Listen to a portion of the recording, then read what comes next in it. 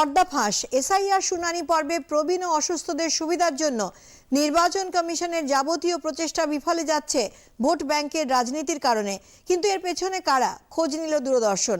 তাতে রাজ্যের শাসক দলের নেতিবাচক রাজনীতির ছবি স্পষ্ট। একটু এই ছবিটা আগে দেখুন। দক্ষিণ দিনাজপুরের কুশমন্ডির বাসিন্দা সন্ধ্যা রায় হাঁটাচলা করতে পারেন না, তাই শুনানির জন্য নির্বাচন কমিশনের প্রতিনিধিরা তাঁর বাড়িতে পৌঁছে গিয়েছেন। এসআইআরের শুনানি প্রক্রিয়ায় বৃদ্ধ, বিশেষভাবে সক্ষম, গুরুতর অসুস্থ, শয্যাশায়ী মানুষের জন্য এই উদ্যোগই নিয়েছে নির্বাচন কমিশন। এরপরও কেন রাজ্যের একাধিক শুনানি কেন্দ্রে প্রবীণ অসুস্থ নাগরিকদের লাইনে দাঁড়িয়ে থাকতে দেখা যাচ্ছে? শুনানি কেন্দ্রে তাঁদের আনার পিছনে কারা? উত্তরের খোঁজে বাংলার শুনানি কেন্দ্রগুলিতে হাজির হন ডিডি নিউজের রিপোর্টার সৌরভ দত্ত।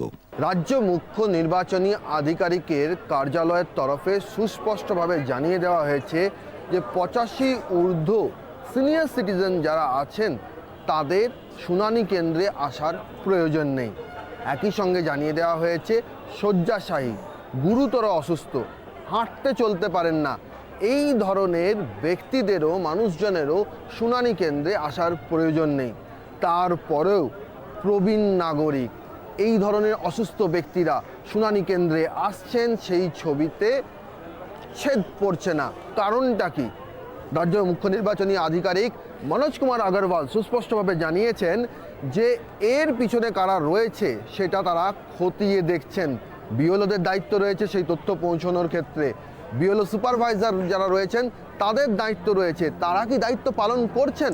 যদি দায়িত্ব পালন করে থাকেন তাহলে এই ধরনের সিনিয়র সিটিজেনরা, অসুস্থ মানুষেরা, তারা সেই তথ্য পাচ্ছেন না কেন? তারা তো বলছেন যে তাদেরকে কথা কেউ জানানো হয়নি।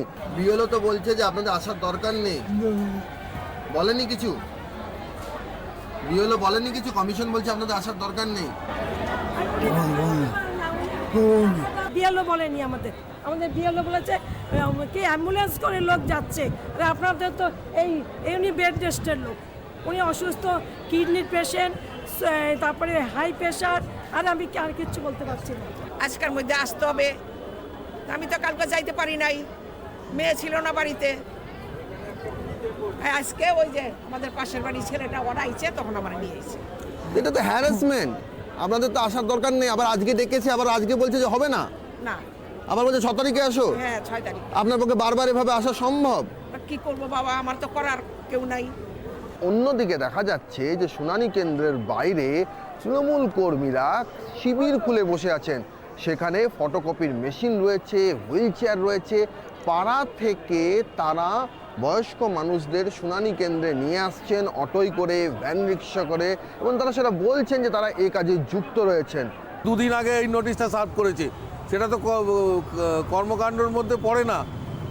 এখন এসআইআরের 40% হয়ে গেছে, 60% বাকি আছে। এই সময় এই নোটিফিকেশান করে আমরা অফিসারদের জিজ্ঞেস করছি, বড় এখনও নোটিফিকেশানের কপি হাতে পাইনি।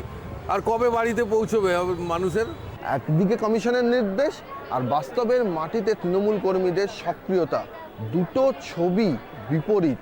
আর এই বিপরীত ছবি যে ধরা পড়ছে তার কারণটা কি, তার উদ্দেশ্যটা কি? সেটা কি ভোট ব্যাংকের রাজনীতি? প্রশ্নটা উঠছে। সদুত্তর কি মিলবে? সৌরভ দত্তের রিপোর্ট, দূরদর্শন সংবাদ, কলকাতা।